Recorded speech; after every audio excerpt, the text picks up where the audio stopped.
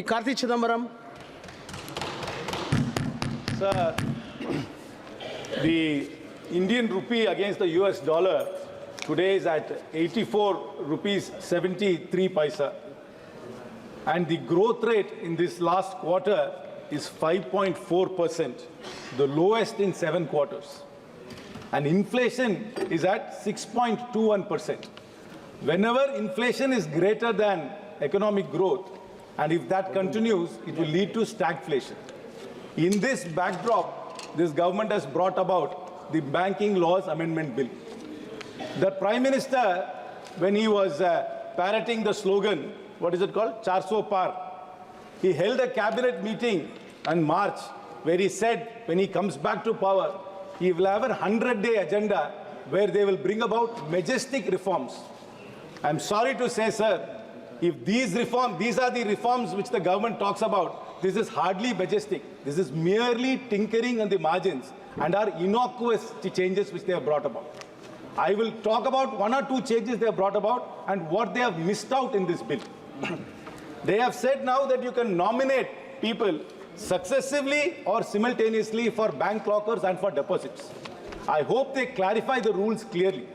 If there is a certain amount of jewelry in a bank deposit, and they say simultaneously it will be given to many people, they must specify, the person who is opening the locker must clearly specify which jewel will go to which person. Otherwise, what will happen is, if there is no clarity, the bank will say there is no clarity and will confiscate or not give the jewelry to anybody. It will lead to lots of confusion. And in successive nomination, what will happen is, if A nominates B, and after B it is X, Y, and Z, for some reason A passes away, and then B also passes away, it is very likely the bank will ask Mr. X to bring the death certificate of B and Mr. A. He might not even know B.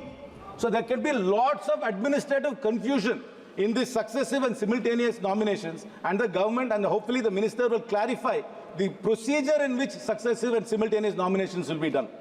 The other point is that, sir, they said unclaimed dividends will be sent to the Investor Education Protection Fund. Sir, the minister must clarify how much fund is already existing in the Investor Education Protection Fund and what is that fund doing to educate people about dubious public issues which are still coming up today and about the financial fraud which is happening in the banking sector. There is no point in creating a fund and adding more and more money to it if you do not know what that fund is doing and how the funds in that corpus is being spent, sir. Sir, most importantly, this bill has missed out on many things. They could have brought about some monumental change in ease of doing business. Sir, as you know, there is so much cyber fraud happening. What is the government doing to stop cyber fraud? The government must bring about a clear policy to stop cyber fraud. Sir, the tyranny of KYC is happening. I'm sure, sir, you also have a bank account which is linked to some phone number. I'm sure they are calling you all the time and asking you to update KYC. I think we should stop this tyranny of KYC. When there is nothing changed, your name is not changed, your parents' name has not changed, your address is not changed, nothing has changed, but the bank is calling you millions of times in a year, asking you to update your KYC, and it's a serious harassment. Because they're outsourcing the KYC process to some third-party agency, and that agency has to make these calls to harass you. The government must bring, in order to make life easier for the customer, they must simplify and mandate that if there is no change, there is no reason to update your KYC multiple times in a year. Sir, another thing, sir. Like Chitragupta makes accounts of all our activities in this world to Yamadharma, there is this agency called CIBIL, which is making a record of all our transactions. If you want to take a car loan, if the finance minister of this country wants to take a house loan, everything depends on the CIBIL score.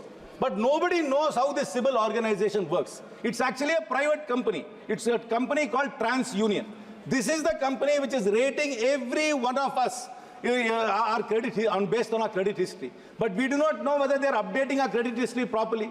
There is no transparency. There is no way for us to appeal. There is a complete asymmetry between the company which is rating us and us. There is no redressal at all, sir.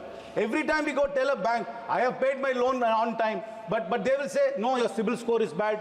But when we say we do not know how to approach CIBIL, it's fair for farmers, while they get a subsidy from the government, when they use the subsidy to repay the loan, CIBIL does not update it. If you go for a settlement with an ARC, CIBIL does not update it. So there must be greater transparency. The government has missed out an opportunity to make life easier by reforming these things instead of just tinkering in the margins. Sir, this government has been a government which has been very pro-corporate. I will give you list out a list of companies, sir. Please. Karakal Port Private Limited. Please. Korba West Power, SR Power MP, Radius Estates and Developer, Digi Port, Aditya Estates. These are all distressed sale of assets which went to a corporate, sir. Instead of focusing on corporates, this government should focus on writing off the student loans, which is only 90,000 crores. They could have easily written off the student loans instead of giving haircuts to corporates and being pro-corporate. Sir, this bill is nothing majestic. It's an innocuous bill. It does nothing to make life easier. It is completely anti-consumer and anti-middle class. This bill must be withdrawn and a reformist bill must be brought forward. Thank you very much, sir. Shri E.T.